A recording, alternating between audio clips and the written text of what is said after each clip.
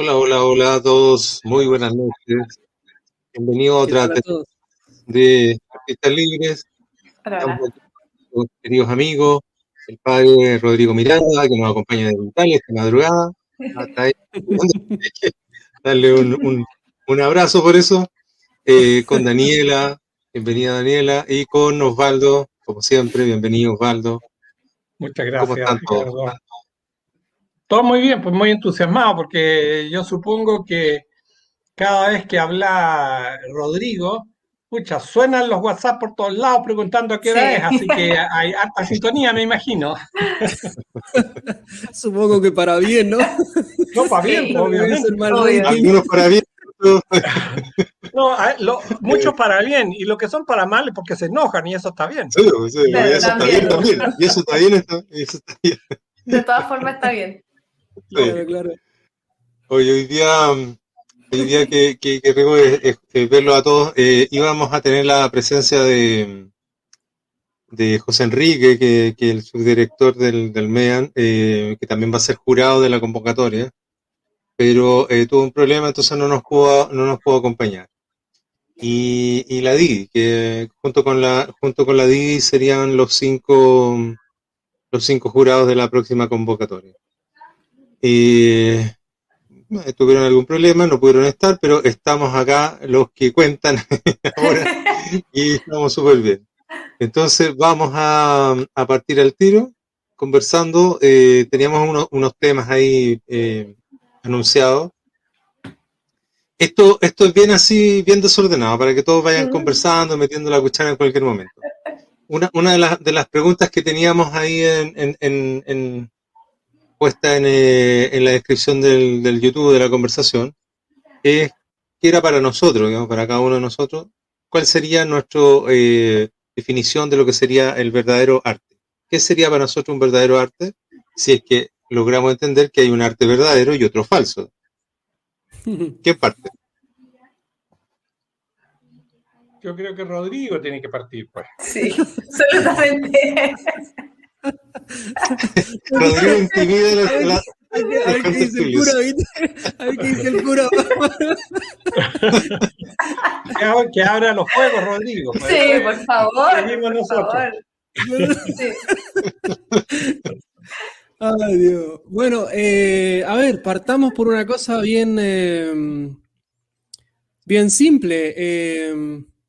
El verdadero arte, o sea, primero estamos hablando de que como dice Ricardo, hay un verdadero y hay uno falso, ¿no? Entonces hay que determinar las coordenadas, los criterios para poder ser lo más objetivamente posible y no caer en ningún subjetivismo ni tampoco en una polarización, algún extremo inadecuado en la historia del arte, en estos más de 4.000 años al menos de manifestación explícita en cuanto a arte. Por lo tanto, el verdadero arte va a ser aquel que tenga que ver con las coordenadas objetivas de la realidad misma. Por lo tanto, el verdadero arte se tiene que conectar con aquello que nosotros le llamamos en la tradición clásica los trascendentales del ser. Es decir, los modos o atributos del ser que de algún modo explicitan el ente, las cosas de la realidad misma, y por lo tanto el arte, como es de algún modo un reflejo, para usar alguna palabra que se entienda, algún reflejo de la realidad, por lo tanto tiene las mismas coordenadas de la realidad.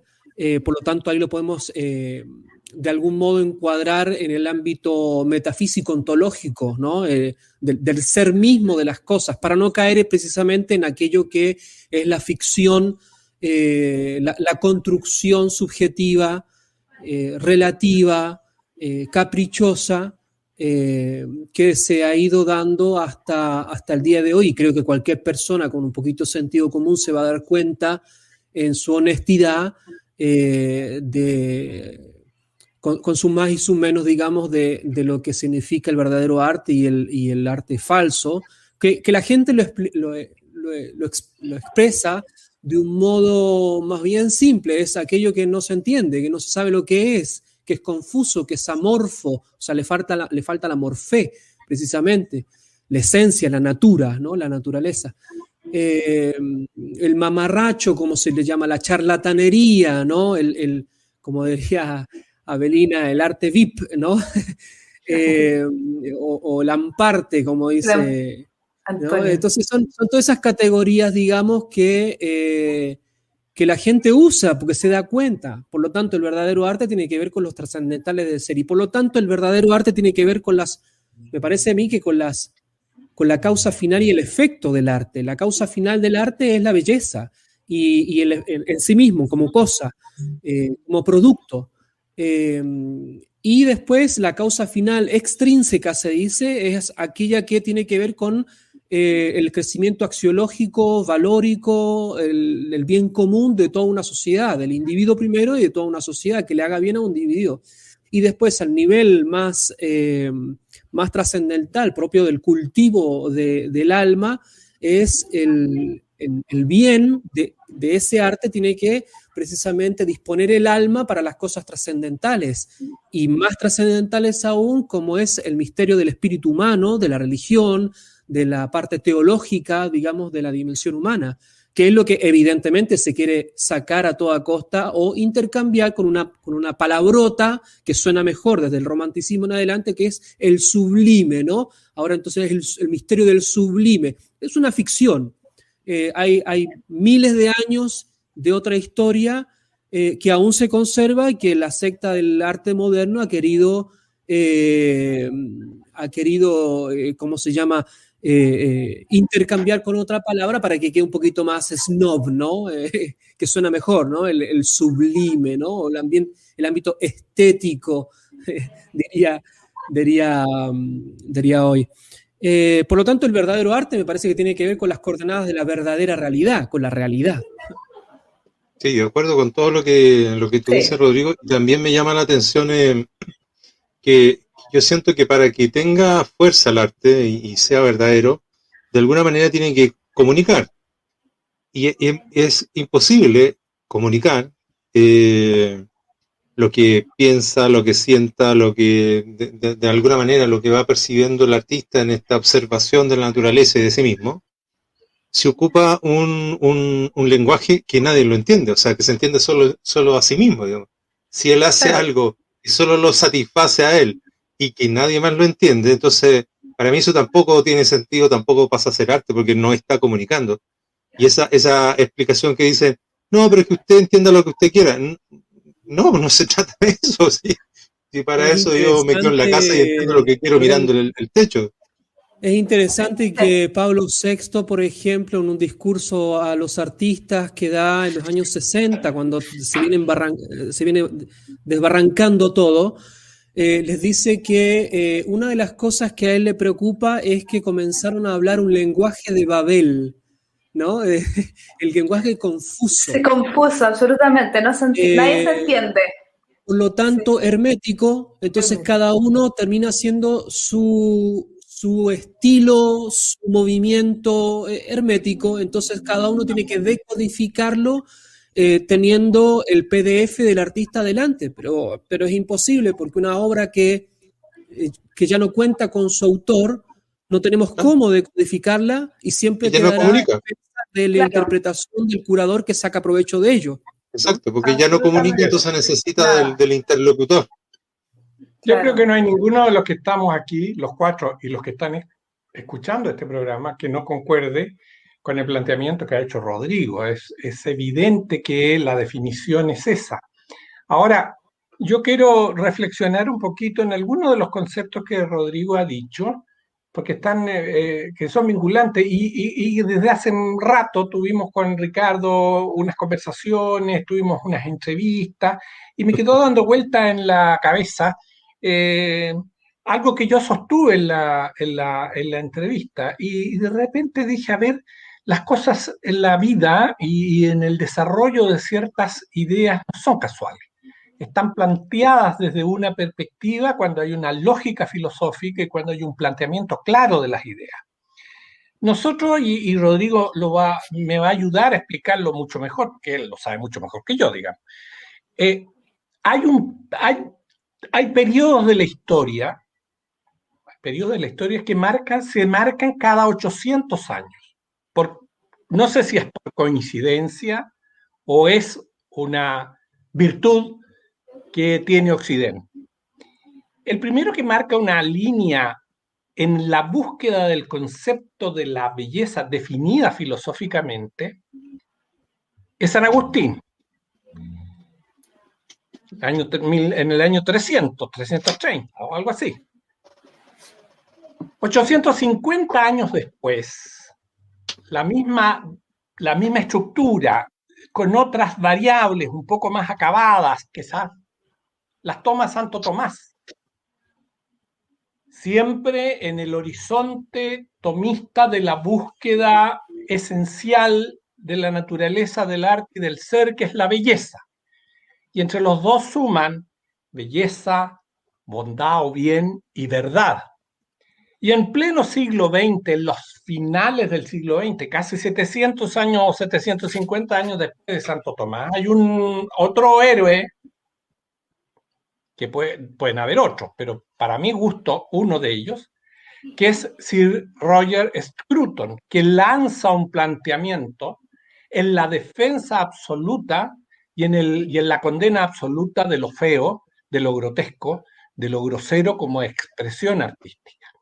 Entonces, mi reflexión, Rodrigo, es esta correlación de casi prácticamente de 2000 años, en que se viene planteando una filosofía que le da carácter a Occidente y que va siendo en el fondo casi el consciente colectivo, el sentido común, como tú hablaste delante, de la mayoría. No se necesita explicar mayormente qué es lo que es la belleza para que la gente la entienda, la tiene en su genoma por esta concepción de tan largo tiempo arraigada en la historia y en la historia del arte fundamentalmente a lo largo de estos pensadores y de este tiempo, de estos tiempos.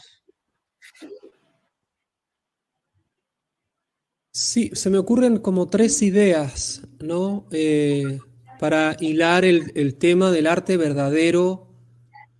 A mí me gusta decir, me gusta usar la frase de San Juan Pablo II, me parece que es más explícita: cultura de la vida engendra vida, cultura de la muerte engendra muerte, ¿no? Y lo que tenemos hoy en día, y lo dicen los intelectuales próceres de toda esta parafernalia. Adorno dice que el arte la gente hoy día usa el negro porque va a un entierro, el entierro del pasado histórico que tiene que desechar, por más que le duela que tenga que desecharlo, pero está tan resentido que tiene que desecharlo sí o sí para sacar algo nuevo, como típica fórmula de los sistemas totalitaristas que tratan de dar respuestas con una sola falacia al problema complejo que es la vida humana y la cultura humana, que es mucho más complejo que dar una respuesta, única solución.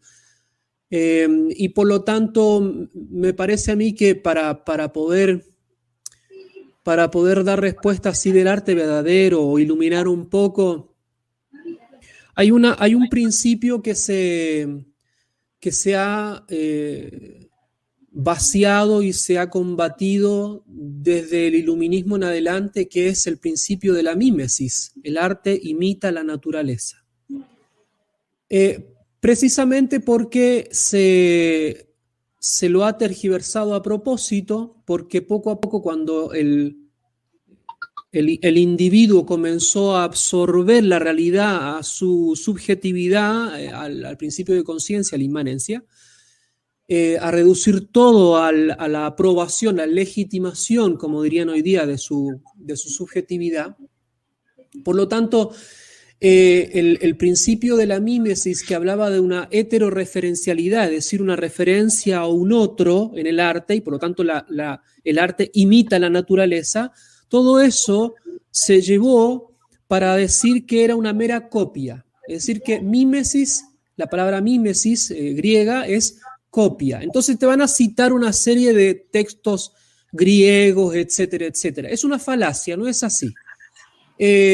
Porque, por ejemplo, uno de los más citados es Platón, que habla de la mímesis, que hay una correspondencia, una especie de relación refleja de las ideas subsistentes en el mundo de las ideas, en el nous, que se reflejan en la realidad. Entonces la realidad son sombras de esas ideas, el mito de la caverna, ¿no? Bueno, pero en realidad, cuando específicamente Platón habla del trabajo de los demiurgoi, que son los artistas en el mundo griego, la palabra que usa es metegein. Metegein es una palabra griega que significa participar. ¿Qué significa participar? Significa que el demiurgo, que no es el dios en el mundo griego, el demiurgo observa el ámbito de las ideas subsistentes y entendiendo sus principios va a plasmarlas en la realidad que van a ser las sombras. Bueno, los demiurgoi, los artistas, los artesanos en el mundo griego, tienen que imitar el accionar del demiurgo. Bueno, todo eso, para que no se haga muy largo, todo eso se decantó en el mundo greco-romano y luego pasó al mundo cristiano. Bueno, es ahí donde viene lo que afirmaba bien don Osvaldo, es decir, que San Agustín, con todos los padres de la Iglesia, van a tomar esa tradición de que las obras humanas imitan la naturaleza entendiéndola como participan de los principios estructurales. Por lo tanto, hay un ordenamiento, precisamente un cosmos. El cosmos es otra palabra griega, es decir, que una ordenación se vincula con taxis, otra palabra griega que significa orden, y por lo tanto, y de ahí viene canon, medida, armonía, proporción, etcétera. Que pronto va a salir un video en mi canal de ese tema, por eso lo tengo tan fresco. Entonces, bueno, una vez que pasa por el sedazo del mundo cristiano con San Agustín tiene obras sobre la belleza, sobre el arte, sobre el canto, de bonum, ¿no? De pulcrum, ¿no? Incluso son obras atribuidas a él porque se veía que estaba en la cultura. Bueno, pasa a través de eso a Santo Tomás de Aquino. Santo Tomás de Aquino la sistematiza, la explicita, no hace un tratado de estética, no había necesidad, porque eso se entendía en los trascendentales del ser, y luego va pasando hacia la modernidad, el medioevo a la modernidad. En la modernidad eso ya va decayendo hasta lo que nosotros conocemos hoy día. Por eso que, por ejemplo, en el ámbito de la belleza, nosotros vamos a hablar de que el adjetivo bellas se le pone al arte ya cuando no era tan evidente para por ejemplo, Charles Bateau en la Academia Francesa, lo tiene que imponer para que se entienda. Y de ahí se vuelve a entender la mímesis como copia literal, una clonación literal de los maestros del mundo griego, o sea, saltándose el patrimonio cristiano, a propósito, pues son paganos, paganizantes. Entonces, van a reproponer la copia como una mera clonación. Claro, luego, en todas las rebeliones resentidas, no les va a gustar eso, que el arte tenga que copiar igual clonar. A ninguno de nosotros no nos gusta copiar, clonar. Nos gusta crear, que fue precisamente lo que perdieron en el mundo del iluminismo en adelante. Entonces, vamos cayendo se va perdiendo ese sentido del arte, de la finalidad del arte, etcétera. Y llegamos a el punto que usted decía, don Osvaldo, de la historia cíclica. Bueno, es que hoy día leemos la historia con los conceptos del idealismo hegeliano, en donde siempre hay una dialéctica, tesis, antítesis, síntesis, y por lo tanto siempre hay periodos de la historia. La periodización es una cuestión muy, muy actual, ¿no? Muy moderna, por decirlo así. Así como lo entendemos nosotros ahora. Claro, entonces tiene que haber una tesis, tiene que haber una antítesis, un periodo en contra de, o un artista en contra de. Entonces tenemos todas las rencillas, ¿no? Medias de telenovela entre, no sé, Leonardo, Miguel Ángel, que se sacaban los ojos, todo como que si fuera una manga de adolescentes. Hoy día son los adolescentes. Y entonces llegamos a una síntesis que se supone que es el paraíso terrenal. La síntesis postmoderna que ya estamos en la gloria, ¿no? ¿Por qué? Porque a todo el mundo, a toda la historia le tratan de dar de razón con una sola respuesta, porque tienen así de sentido común. Entonces, claro, hoy día todo se resume a lo que ellos opinan, a lo que ellos dicen lo que es el arte. Entonces, ninguna de las personas normales de este mundo, que aún tenemos un poquito de sentido común y de normalidad, la gente a pie, diríamos, la gente que trabaja, no tiene ni voz ni voto en este mundo, en este monopolio elite de la secta del arte moderno. Absolutamente. Ayer yo estaba viendo en el canal de Antonio García, estaba entrevistando a Mon Laferte, justamente por el tema de su mural. Y lo que me llamó la atención de la entrevista, así como aterrizándolo un poco a este tema de la subjetividad y a la negación de la tradición del arte, que ella le decía, no, es que, bueno, a mí no me interesa hacer un arte basado en el arte europeo. Decía, me interesa hacer algo más latinoamericano. Y yo, obviamente, dejé mi comentario ahí. Yo dije, pero... decía, postulaba, o sea, realmente afirmaba que ella estaba con su arte, era una manera como de declararle un poco esta guerra a toda la tradición del arte occidental, pero solo por el hecho de ser occidental. Y bueno, está detrás toda esta idea de que Occidente oprime, qué sé yo, de la idea como del opresor y el oprimido. Claramente, obviamente que ella no lo dijo en la entrevista, pero uno subentiende, digamos, de lo que ella está hablando, uno que ya conoce un poquito más el discurso que ellos quieren plantear. Entonces, y me acordaba con lo que está diciendo usted, padre, claramente ahí se ve, tenemos un ejemplo actual y claro de este como querer borrar todo lo que había atrás y digamos que levantar obras de arte, basándose, o sea, como que desconocer esa tradición estuviera bien, fuera un logro.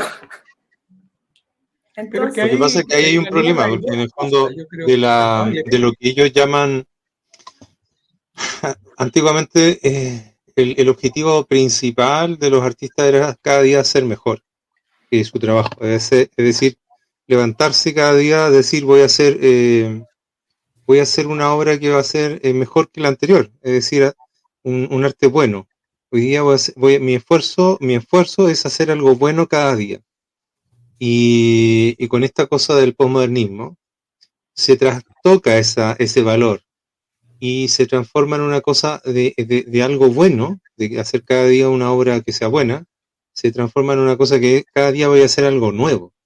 Porque lo novedoso, por ser novedoso, como que hubiese adquirido un valor que en realidad no tiene ningún sentido, porque yo puedo hacer cualquier cosa novedosa, horrible, grotesca, absurda, y que por el solo hecho de que fuera novedoso, vale y tiene valor. Eso no tiene ningún sentido.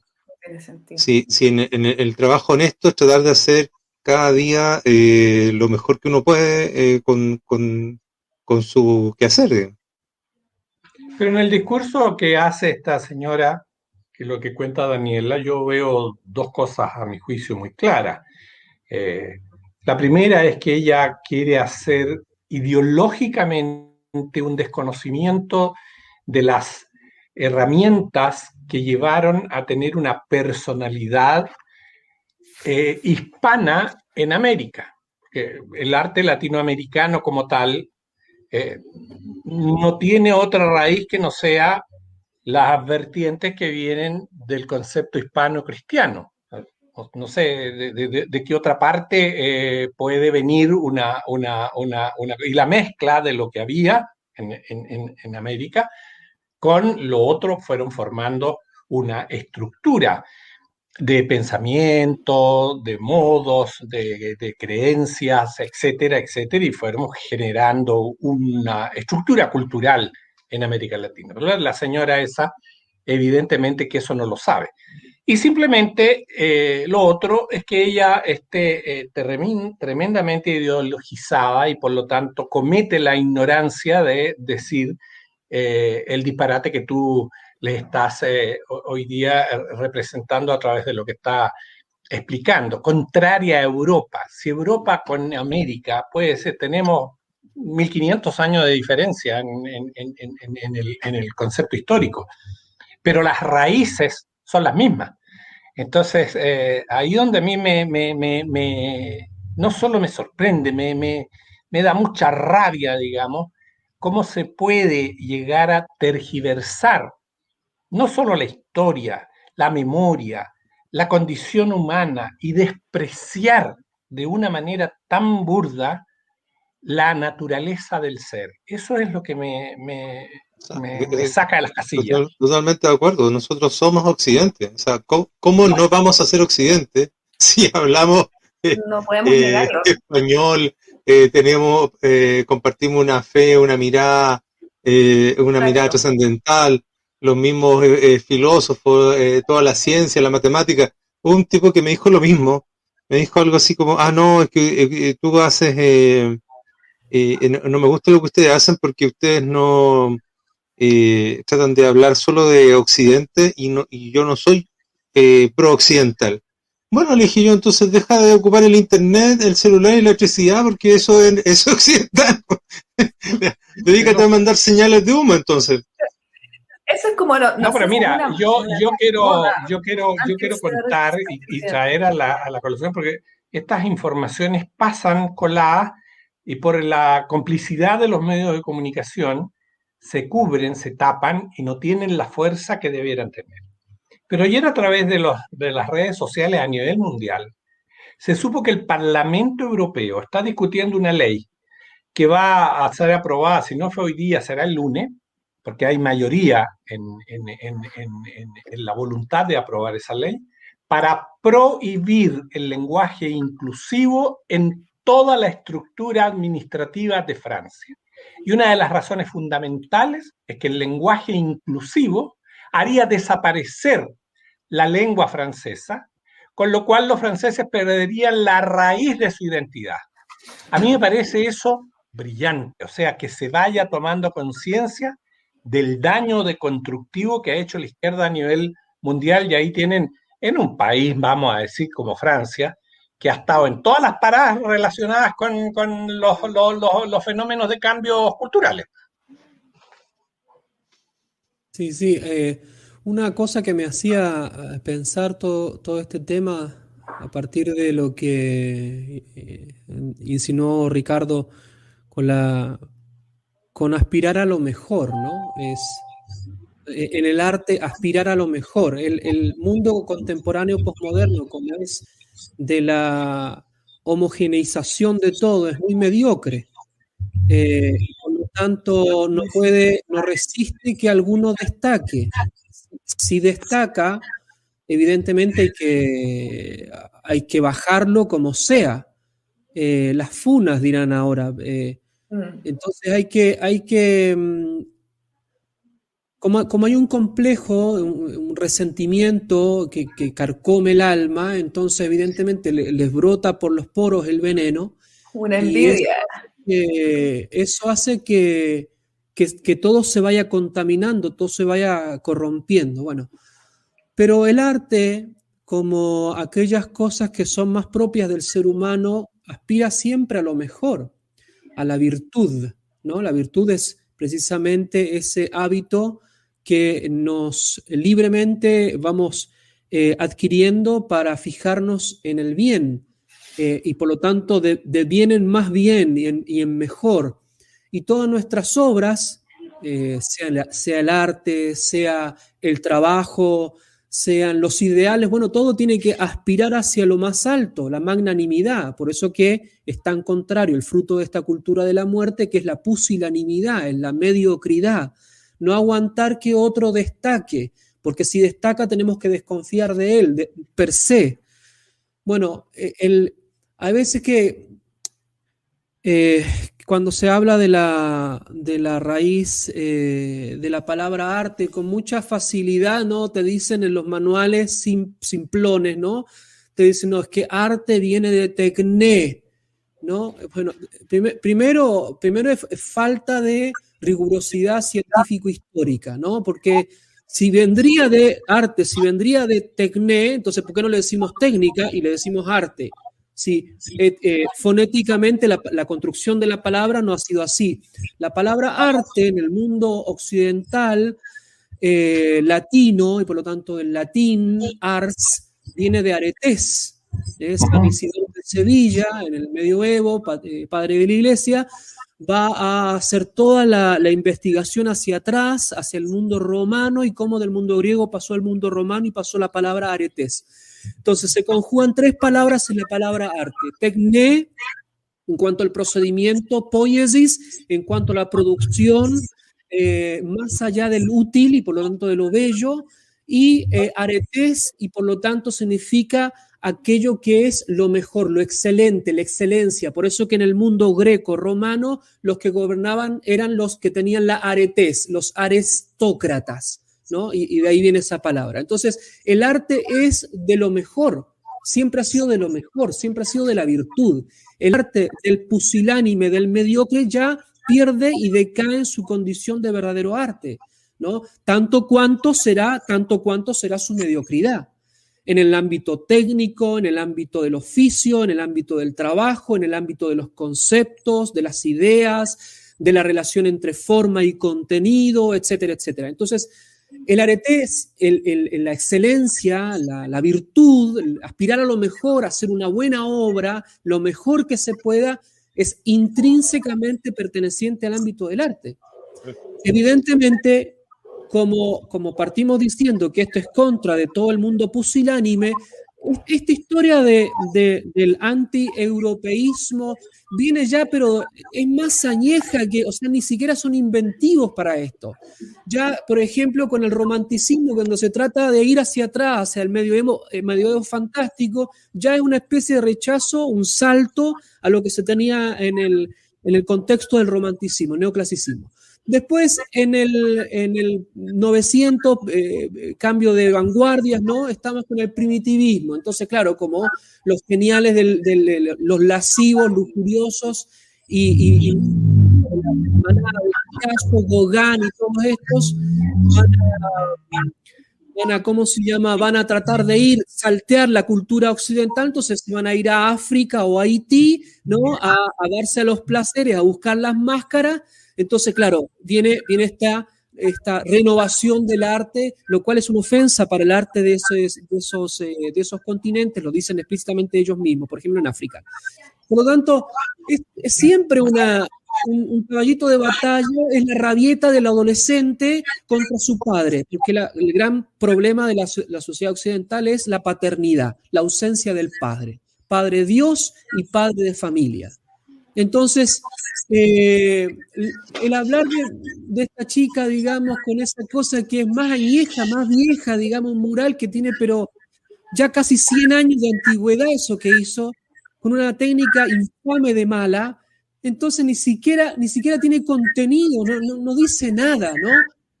Y es interesante que lo proponen ellos, que supuestamente son los tolerantes, ¿no? Y son anti-europeos. ¿Y la tolerancia? Entonces, ¿dónde está?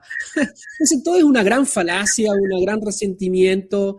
Los griegos le decían, ¿no? El humor, ¿no? La bilis, ¿no? Como Hulk, que se transforma, que se pone verde, ¿no?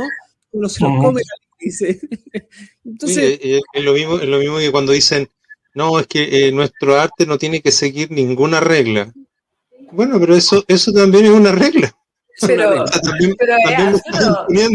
también me estás imponiendo tu mirada absurda del arte. Claro, o sea, ellos creen que no tienen reglas. O sea, pero se engañan porque... Sí. Se engañan absolutamente. Nada sale de la nada, o sea, como, no. No, y obviamente es que somos parte de Occidente, sí, en definitiva es la mejor civilización que ha existido hasta ahora.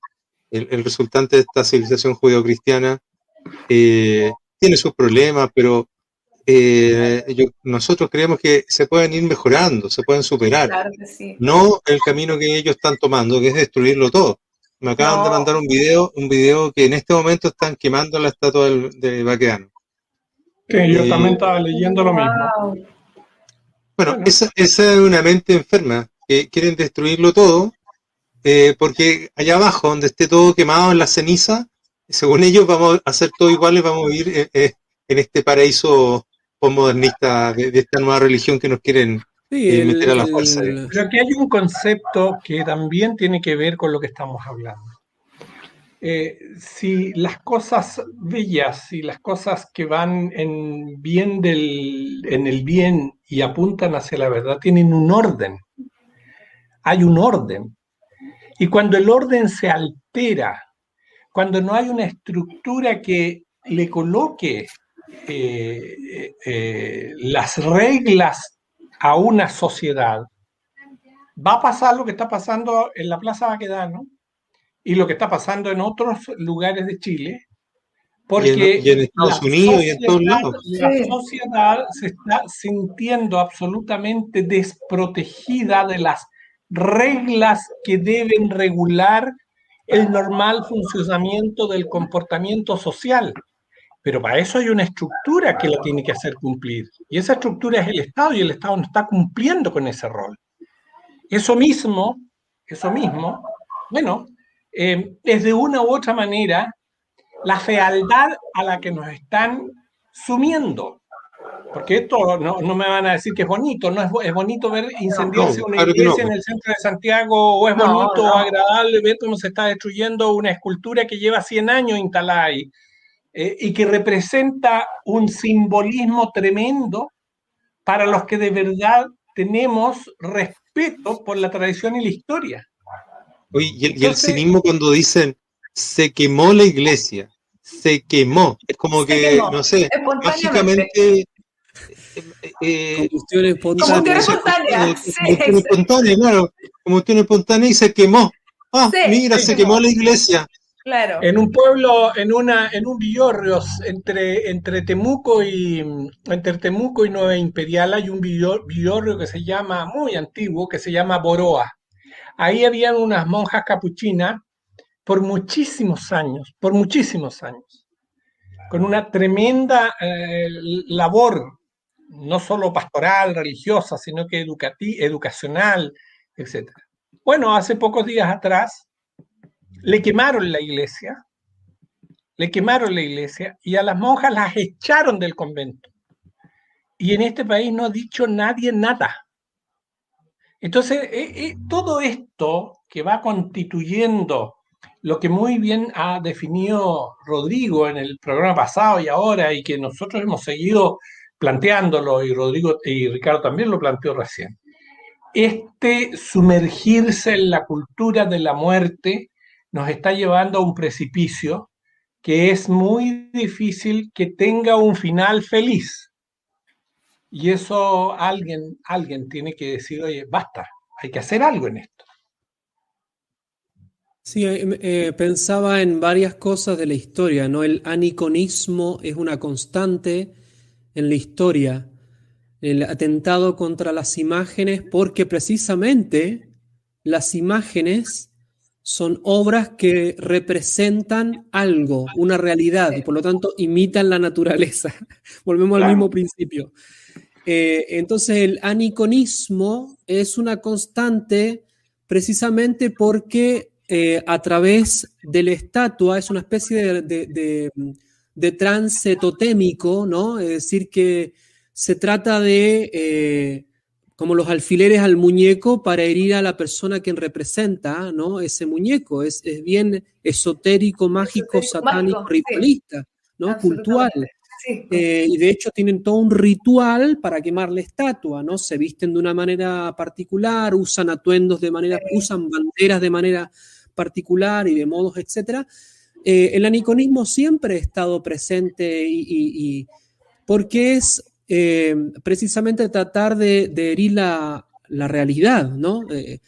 Eso por una parte.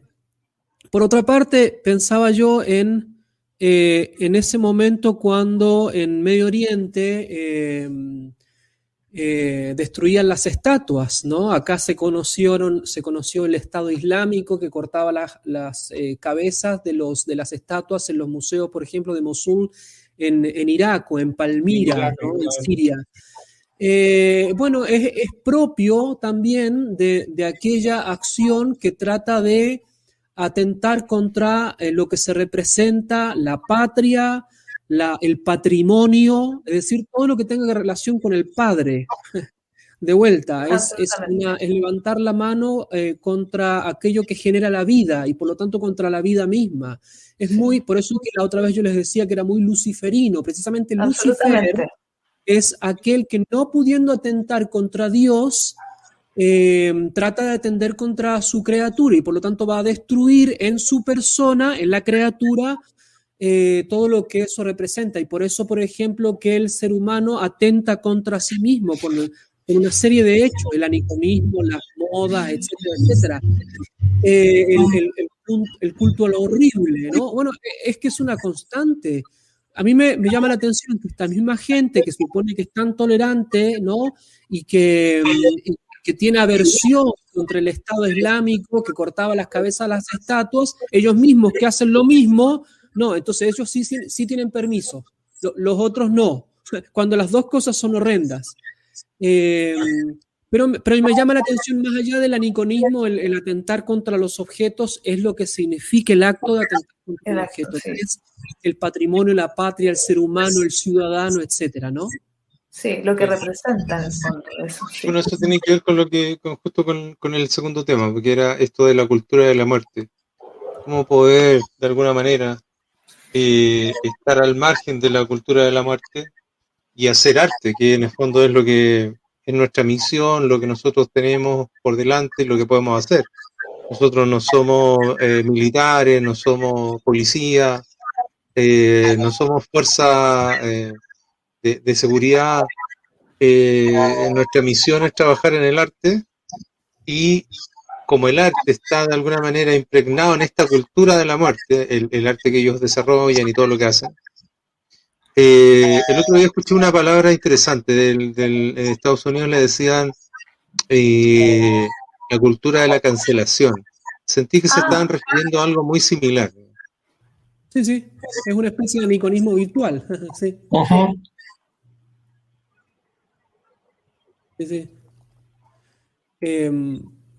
Ahí me llamaba la atención lo que va apareciendo también es respecto de la cultura de la muerte. Bueno, a la cultura de la muerte se la vence con vida. Por lo tanto, el arte real, el arte verdadero, no es una reacción, jamás es una reacción. El que el arte fuera una reacción tiene que ver con el apoderamiento precisamente del poder político de las artes, que hace arte de propaganda y que es arte político, por lo tanto ha metido un elemento al interno del ámbito del arte que es ajeno al arte y por lo tanto lo desvirtúa y lo hace pudrirse desde adentro, porque pasa a ser un arte utilitario y no un arte por por la belleza y por la dignidad humana, por hacer crecer la dignidad humana. Por lo tanto, el arte realmente de la cultura de la vida no es una reacción, es una acción. Es acción, es acto, no es potencia, como ellos dicen, no es negatividad, no es vacío, apertura infinita a cualquier cosa, no es acción, es acto, es generador de vida. Y eso se tiene que fundir primero que todo en el artista. El artista es aquel que crea la obra de arte, no se crea por ósmosis. Entonces el artista tiene que ser proactivo, él tiene que trabajar, ¿no? Y por lo tanto, la acción del artista tiene que ser potente en todos los niveles de la creación artística. Y por lo tanto, el único modo de construir cultura es por una acción potente en todas las dimensiones de la disciplina artística, y eso lo define el mismo concepto de belleza, ¿no? en todas sus dimensiones.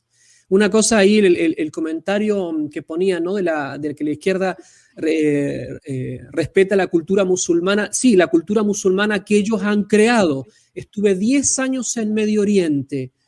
Conozco de adentro y afuera la cultura islámica, ortodoxa, cristiana, católica, etc.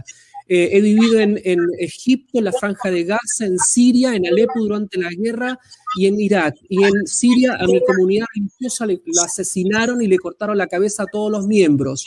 A mi comunidad religiosa. Entonces, no me vengan a decir que la izquierda respeta la cultura musulmana, porque es una cultura musulmana ficticia que ellos han inventado, un fetiche del musulmán que ellos han inventado, que no tiene que ver con aquello que existe en la realidad y que conozco bien, porque como les digo, he vivido 10 años con ellos, que tengo muy buenos, excelentes amigos de todas las religiones y he vivido con ellos. Entonces, el fetiche de la cultura izquierdista es, sí, aquello que usufructo, como en Estados Unidos, cuando tienen a una musulmana, que claro, que es una musulmana neoyorquina, que les sienta bien para el Partido Demócrata y por lo tanto lo que dice, claro, es con la agenda.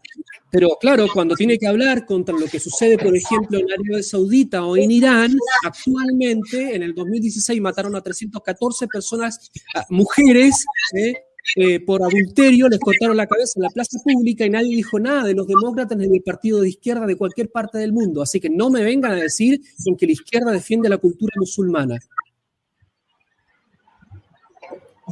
Bueno, es que hay alguien se le hace un eco, ¿eh? Parece, revisa si es tu micrófono, Osvaldo, que está haciendo como un eco, un loop. ¿Un eco? Estoy mirándolo. Algo, sí, suena. ¿Ahora? Ya. Ahora bien, ahora está bien. Bueno, lo que pasa es que lo que está diciendo Rodrigo es tremendamente relevante porque de todo ese nivel de información, la complicidad de los medios de izquierda a nivel mundial no dicen absolutamente nada. Entonces, seguimos en la ignorancia, llamémosla noticiosa, en relación a lo que de verdad está sucediendo. Si no fuese en buena hora por las redes sociales, estaríamos absolutamente sojujados en relación a la verdad de lo que ocurre en el mundo. Porque si no, habrían ya triunfado estos individuos si no fuese por el invento que muchos de ellos hicieron en beneficio de esta causa y le salió el tiro por la culata. El invento occidental. Claro. Ya, entonces, vayamos un poco redondeando la idea. La cultura de la muerte de alguna manera se puede tomar como sinónimo de lo que podría ser el mismo posmodernismo, ¿no? Lo que también ellos llaman como estructura de arte contemporáneo. Lo divertido es que ellos han generado todo un esquema de industria a la que le llaman arte contemporáneo y que desde esa tribuna ellos van discriminando qué arte es afín con sus ideas, es afín con su sistema, permiten dejar eso y lo otro lo sacan. Este sí, este no. No, esto es muy bonito, entonces porque es muy bonito, mejor no, porque como decía Hermann Freud de la Escuela de Frankfurt, si pretende hacer belleza es malo porque distrae al hombre de su lucha de la crítica social. Entonces, el único arte que a ellos les sirve es el arte que es feo, que es horrible y que está criticando, aunque el tipo esté viviendo cómodamente, aunque no le falte nada. El arte que tiene que hacer es de crítica. Claro. Yo siempre he tenido una especie de contradicción con el tema del arte contemporáneo, porque lo que estamos haciendo nosotros, y tú en particular como artista, y lo que haces a diario como artista, es arte contemporáneo, estás en el tiempo actual. Eso es. Entonces, esa mañida forma de hablar de arte contemporáneo, de etiquetar a todo una especie de movimiento como arte contemporáneo, también es una estructura inventada que no funciona, porque tú estás en el fondo realizando un trabajo artístico completamente distinto al planteamiento que se sostiene detrás del arte contemporáneo. Sí, pero lo que pasa es que es una manera engañosa de revestir su prejuicio artístico de algo neutro, es decir, esto es el arte tanto, pero es la manera engañosa en que ellos lo tapan en la discriminación que van a estar haciendo de todo lo que no sea acorde a su ¿cómo esto? Como una secta, a su dogma fanático de la muerte. Sí, por eso que hay que llamarlo arte actual. Sí, a partir de Derrida, entre aquellos que más hablaron del tema, pero ya esto viene de años atrás, de siglos atrás, es una refundación de la cultura occidental, porque no se meten con la cultura ni medio oriental, ni extremo oriental, ni menos africana, digamos. Entonces es Occidente y por lo tanto hay una legitimación por el negativo, ¿no? De que el Occidente es el problema porque Claro. es precisamente el que genera la vida. Entonces hay una refundación de la cultura occidental, del logos, de aquello que le da la sustancia más interna, ¿no? Y por eso que es cultura de la muerte, una refundación, destrucción, y por eso que el posmodernismo tiene que inventar un nuevo culto, que es el arte contemporáneo, la secta del arte contemporáneo. Como decía Ricardo, es un eslogan, un prejuicio para decir que todo lo que no está bajo ese dogma entonces tiene que eliminarse. Por eso que es aniconismo, es ellos que critican tanto a la Inquisición, claro, es inquisidor también, ¿no? Entonces, el que no está ahí, bueno, se le quema en la hoguera de las redes sociales, entonces ya no se lo invita más a la galería, etcétera, etcétera. Por lo tanto, insisto con lo de la otra vez, digamos, es gastar energía con esta gentucha, digamos, mejor aprovecharla en hacer obras de bien, sí. que el mal se vence a fuerza de bien, dice San Pablo, porque el bien tiene consistencia metafísica, el bien es, la nada es, ¿no? Un oxímoron. Por lo tanto, es eso, la acción, el bien, el producir obras de calidad, el fijarse en esta relación entre forma y contenido. Me parece que es muy importante hoy en día también esa relación, porque hay veces que puede ser que la superficie formal del arte tenga que ver con los cánones de un supuesto arte verdadero, pero que claro, en el contenido va socavándose, por lo tanto puede pronunciarse también con los mismos términos, las mismas posturas, los mismos argumentos de la cultura de la muerte, del posmodernismo, de la secta del arte contemporáneo. Y por lo tanto hay que cuidar las dos cosas, porque es una obra íntegra, ¿no? Es materia, forma, contenido. Es toda una estructura, es de algún modo, volvemos al tema del principio, es una verdadera creación, por más que sea uno artífice y no creador. Es una verdadera creación en cuanto que uno le infunde, organiza la nueva obra con todas esas dimensiones, porque además somos seres que creamos a partir de una materia y en la materia comunicamos también un significado, y nuestras mismas personas, en una pintura, en una escultura, en una pieza musical, de algún modo, no es solamente que uno esté haciendo algo con la materia, sino que con uno mismo también, se está metiendo uno mismo en eso, y está comunicándose uno mismo en esas obras, y por lo tanto es tan delicada una obra de arte, porque tiene que ver con la persona que está detrás y con la persona que le tiene que llegar ese mensaje, esa encarnación artística de un contenido. Por lo tanto hay que cuidar todos los aspectos, y en eso se nos tiene que ir la energía, ¿no?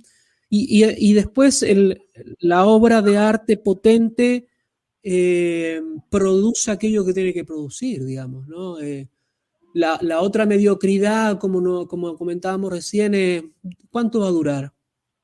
Lo que le dure el cerebro y la neurona con que la hizo. Listo. No es nada más. Sí. Pero yo creo que con eso contestamos la pregunta de la misión del arte. Sí, Lo que pasa también es que yo agregaría ahí un elemento importante, porque siempre dentro de estas conversaciones van quedando algunos cabos sueltos, digamos. Sí. La función del museo en esto. Cuando uno mira y piensa en los grandes museos del mundo que han ido conservando el patrimonio histórico del arte, muchas de esas obras están ahí instaladas en los muros de estos museos y son bellas per se, no necesitan tener un espectador delante para seguir siendo bellas. Y eso es muy importante de tenerlo presente.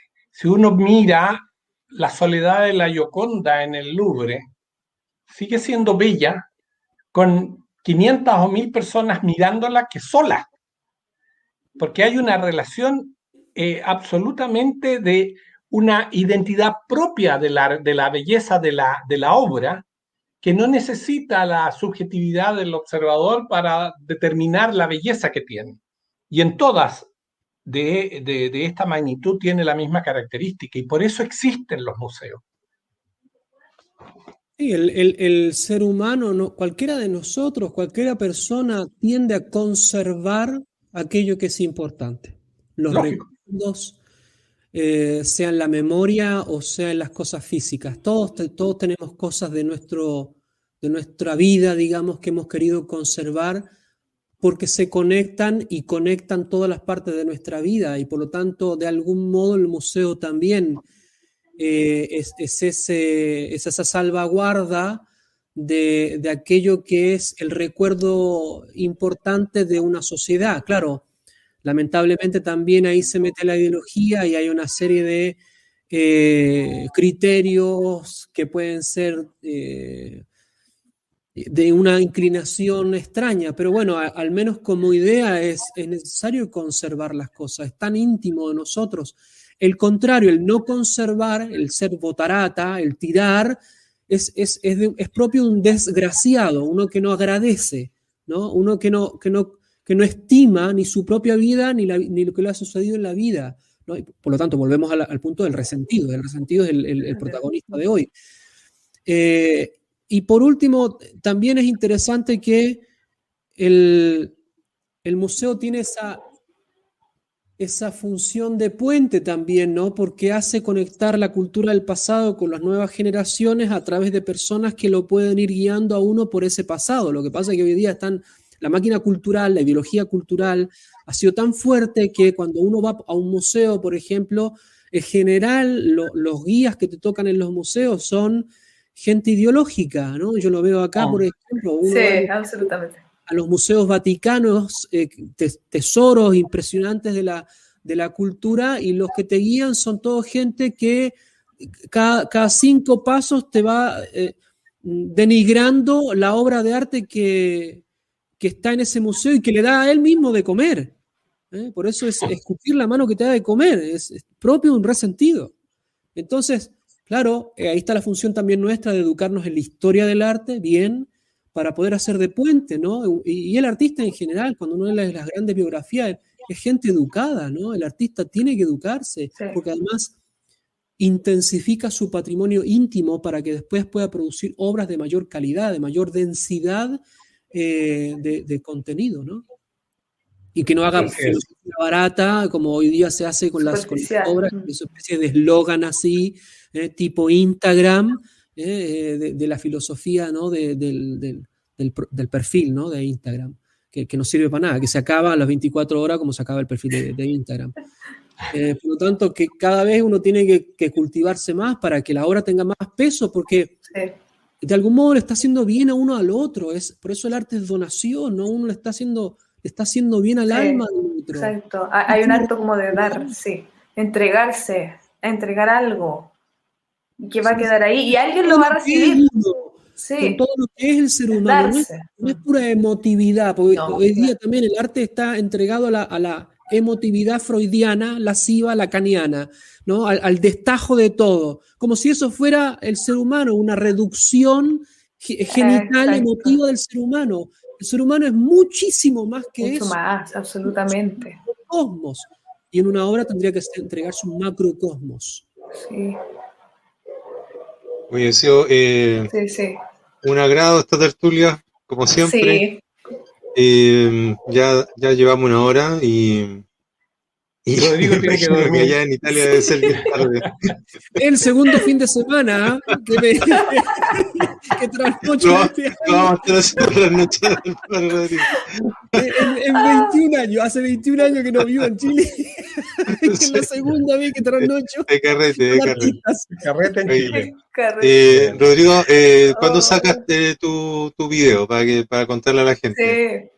Bueno, trato de hacer videos cada vez, una vez por semana, o una vez por semana y media más o menos, porque yo soy todo, es como circo pobre lo mío, ¿no? Soy el que graba, el que edita, el que hace el guión, el que hace el photoshopeo después, todo. No trabajo con nadie, digamos, así que... Así es el arte. Así que... Así trabajan los grandes artistas. Así trabajan los grandes artistas, solitos. No sé si grande, pero cansado sí. Así que ahí estamos trabajando con eso y viendo varios proyectos también relacionados esto como con artistas libres o por los videos, gente que se va comunicando. La idea también ahora es meter un poquito más de principios acerca de otras disciplinas, la música, la poesía, el teatro, así que estoy trabajando en eso también. Súper para ver bueno. cómo van saliendo otros videos de eso. De ese tipo. Súper bueno, porque ahí también falta una mirada profunda en relación a la música, que nosotros la hemos mirado un poquito más de lejos, pero también ha sufrido su proceso de construcción, han ido quitándole varias cosas, digamos. Bueno, ahí tú nos vas a ir comentando. Ha tenido a lo largo del siglo XX más o menos la misma dinámica que ha tenido la pintura. El fenómeno de constructivo ha sido exactamente igual. Cuando ya empezaron con la cosa de decafónica y que cada ruido tenía un sentido, empezó a liquidar el concepto armónico de la música. Las cosas simples, así de claras. Sí. Les ha tocado todas las disciplinas como le ha tocado al ser humano, ¿no? Y Así todas es. las manifestaciones culturales del ser humano en cualquier ámbito. Sí. Bueno, y la misma, y sin ir más lejos, para terminar, Rodrigo, bueno, la iglesia no se ha visto menos afectada cuando apareció un grupo de señores tratando de reinterpretar los evangelios y creando la teología de la liberación. También fue un planteamiento bastante duro y bueno, darle un sentido distinto a la espiritualidad a través de ese fenómeno no fue tampoco un bálsamo para los que nos tocó luchar contra esa doctrina. Sí, se ha metido en todas partes, sí. Ya en los años 60, Pablo VI hablaba del humo de Satanás, ¿no? Exacto. Esto es más evidente hoy que nunca, así que...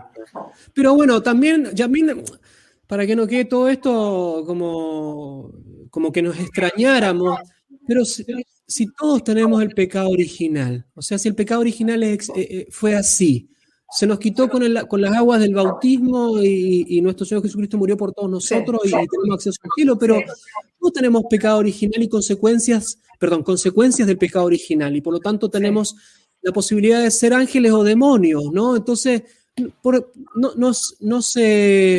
nos escandalizamos y nos asombramos de aquello que todos nosotros en la intimidad de la oración o de la reflexión conocemos de nosotros mismos.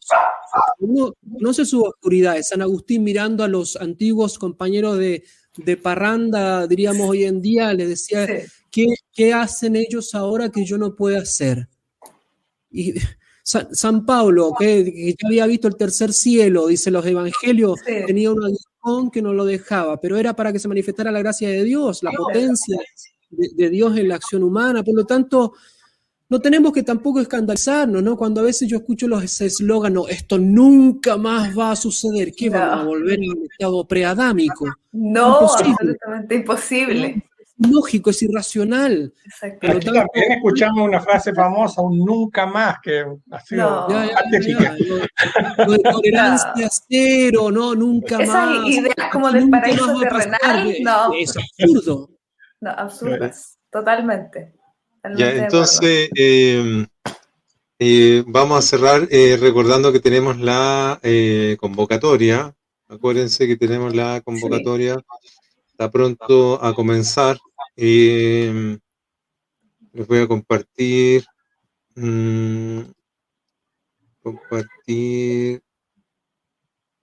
esto. Ahí está. Bueno. Para que se empiecen a inscribir entre el 1 y el 8 de octubre, porque después viene ya la etapa en que el jurado hace todo el proceso. Y eso, así que ha sido un placer, ha sido una alegría compartir. Muchas gracias, Rodrigo, por atender la noche otra vez. Gracias a ustedes. Adiós, Rodrigo. Daniela. Que esté muy bien, mucho éxito. Gracias, Osvaldo. Gracias a todos ustedes. Gracias a toda la audiencia. Ojo, en el próximo programa, por favor, Rodrigo, sácame el Don Osvaldo. Ya. Pero es que es en el mundo español es de honor, ¿no? Así que Bueno, pero honra a la sí. persona. Está bien, lo sé, pero Pero no le gusta. estamos entre amigos. Sí. Muy Está bien. bueno. Está bueno. Chao. Ya. Chao, Dios chao. lo bendiga mucho. Muchas gracias. Bendiciones. Chao. Chao.